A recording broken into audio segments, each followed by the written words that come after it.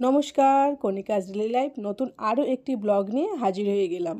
আজকে আবার চলে এলাম মানি সেভিংসের কয়েকটি টিপস নিয়ে, যেটা আপনাদের খুবই কাজে লাগবে।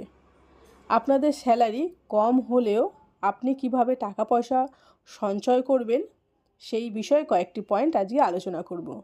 পয়েন্ট নাম্বার 1, আপনার যে স্যালারি সেটা মাসের 5 তারিখের মধ্যে অবশ্যই ঢোকে, কারো 5 তারিখ, কারো 6 তারিখ, কারো 10 তারিখের মধ্যে ঢুকে যায়। আর সেটা অটোমেটিক করে দিন সেভিংসের দিকে, মানে রেকারিং এফডি। কারণ এমন ফান্ডে রাখবেন যেখান থেকে আপনি ইচ্ছা করলেও টাকা তুলতে পারবেন না। তার ফলে আপনার টাকার পরিমাণ দিনের পর দিন অনেকটা বেড়ে যাবে। আর কিছু বছর পরে দেখবেন যখন আপনি কোনো একটা বড় কাজ করতে যাচ্ছেন, সেখান থেকে আপনি টাকাটা তুলে সেই বড় কাজটা করতে পারবেন। আর আপনি বুঝতেই পারবেন না যে কীভাবে এই টাকাটা সঞ্চয় হয়ে গেল। তখন কিন্তু আপনার খুবই ভালো লাগবে। এবার পয়েন্ট নাম্বার 2তে চলে আসি। পয়সা বাঁচাতে হলে ব্যাংকে কিন্তু অবশ্যই একটা আরডি করতে হবে, কারণ এটা প্রত্যেক মাসে রাখতে হবে। আর আপনি অল্প টাকা দিয়ে আরডি শুরু করতে পারেন, যেমন 500, 1000, 2000, যে যেমন পারবেন সেই রকম টাকা দিয়ে কিন্তু আরডি শুরু করতে পারবেন। আর আরডিতে যা জমাবেন তার সাথে সাথে আপনি ব্যাংক থেকে কিছু পরিমাণ টাকা সুদেও পাবেন। আর আপনার মাইন্ডে সবসময় ঘুরতে থাকবে আপনাকে কিছু টাকা সঞ্চয় করতে হবে। এর ফলে আপনি একটা পজিটিভ এনার্জিও পাবেন। দেখবেন আপনি এই আরডিটা 2 বছর, 5 বছর, 10 বছর, মানে যতটা পারবেন বেশি বছরের জন্য রাখবেন। দেখবেন যে 10 বছর পরে অনেকটা টাকাই আপনি জমিয়ে ফেলেছেন আরডিতে। আর এদিকে জমানোর সময় কিন্তু আপনার কোনো অসুবিধা হলো না, আর এদিকে টাকাটাও কিন্তু খুব সুন্দরভাবে আপনি জমিয়ে ফেললেন। এই টাকাটা দিয়েও কিন্তু আপনি একটা বড় কাজ করতে পারবেন।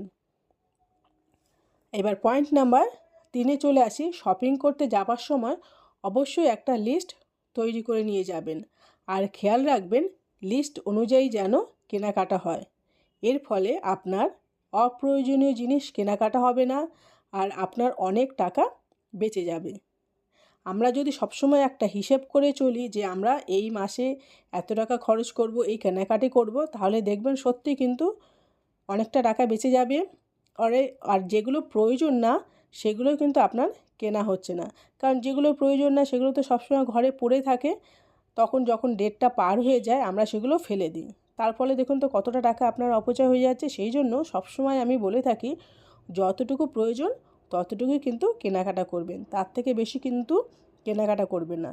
এর থেকেও কিন্তু আপনি অনেকটা টাকা বাঁচাতে পারবেন। হিসেব করে দেখবেন প্রত্যেক মাসে যদি কম করেও 500 টাকা জমান, তাহলে বছরে কতগুলো টাকা আপনি সঞ্চয় করতে পারছেন। এবার চলে আসি পয়েন্ট নাম্বার 4। এছাড়া আপনি অনলাইনে শপিং করতে পারেন। অনেক সময় অনেক জিনিসের অফার থাকে, অনেকটা কম দামে আপনি জিনিস কিনতে পারেন, যেটা অফলাইনে অনেকটা দাম বেশি থাকে। আর সব থেকে ভালো কথা হলো যেমন কম দামে পেলেন, আবার সময় বাঁচাতে পারলেন, সেই সময়টা আপনি অন্য কাজেও লাগাতে পারবেন। তাহলে বন্ধুরা, আজকের এই মানি সেভিংসের টিপসগুলো আপনাদের কেমন লাগলো অবশ্যই কিন্তু কমেন্টস করে জানাবেন। তারপরে দেখুন তাড়াতাড়ি রান্নাবান্না করে আমি চলে যাচ্ছি শিয়ালদায়। দুপুর 3টের সময় আমি বেরিয়ে পড়েছি, আর এত গরম, আর রাস্তায় দেখুন চারিদিকে রোদ খা খা করছে। কিন্তু খুবই একটা কাজ ছিল জরুরি। এই ট্রেনে আমি বসে আছি, আমি শিয়ালদায় নেমে পড়বো। শিয়ালদার কাছাকাছি আমি চলে এসেছি, যে শিয়ালদা থেকে ঘুরে চলে এলাম। আমার দিদির ছেলে ও দিল্লিতে যাচ্ছিলো, আমার দিদি ওর হাতে অনেকগুলো আম পাঠিয়ে দিয়েছে, আর মেয়ে খালি আম খাবো আম খাবো বলছিল।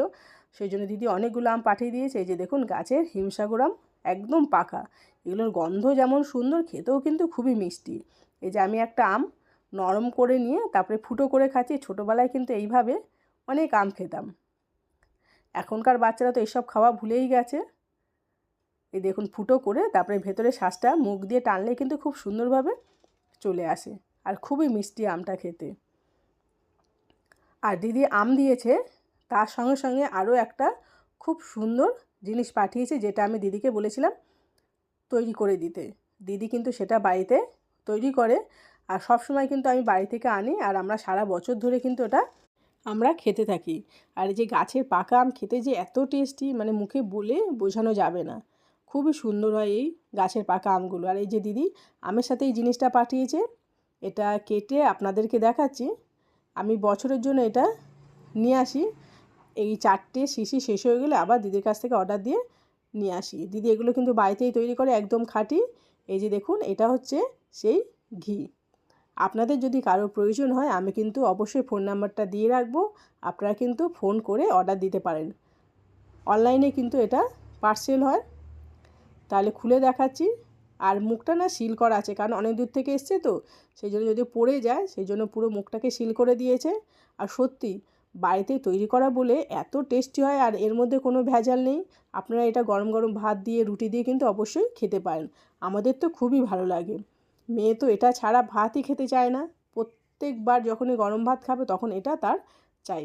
ঢাকনাটা খুলছি, তার ভেতরে কিন্তু আরও একটা সিল করা ঢাকনা রয়েছে, কিন্তু তার থেকে এত সুন্দর গন্ধ বেরোচ্ছে, মনে হচ্ছে যেন অমৃত। তাহলে বন্ধুরা, আজকের ব্লগটা এখানেই শেষ করলাম। সবাই ভালো থাকবেন, সুস্থ থাকবেন।